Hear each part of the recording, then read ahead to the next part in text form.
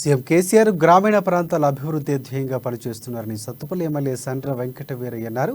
ఖమ్మం జిల్లా తల్లాడ మండలం రెడ్డిగూడెం మంగాపురం గ్రామాల్లో పల్లె ప్రగతి దినోత్సవ వేడుకలు ఘనంగా నిర్వహించారు. ఈ సందర్భంగా పలు అభివృద్ధి పనులను ఎమ్మెల్యే ప్రారంభించారు. ఇక సండ్ర మాట్లాడుతూ కేసీఆర్ తెలంగాణ రాష్ట్రాన్ని బంగారు తెలంగాణగా మార్చేందుకు కృషి చేస్తున్నారని, పేదల సంక్షేమం కోసం ఎన్నో సంక్షేమ పథకాలు ప్రవేశపెట్టారని అన్నారు. ప్రభుత్వ సంక్షేమ పథకాలు ప్రతి ఒక్కరికి అందేలా కృషి చేయాలని కోరారు. మన కలెక్టర్ గారు మేము వచ్చినాం, మన కర్ణన్ సార్ మేము వచ్చినాం. మరి మట్టి రోడ్లు ఇవాళ అంతకుముందు కర్ణన్ సార్ మేము వచ్చినాం. ఆ రోజు సీసీ రోడ్లు అయినాయి. అదొకటే కాదు, మీరు ఎన్నో రోజులుగా ఎదురు చూసి ఇవాళ ఆ నుంచి నారాయణపురం మీటర్ రోడ్డును కూడా 5 కోట్ల రూపాయలతో మంజూరు చేపించాం.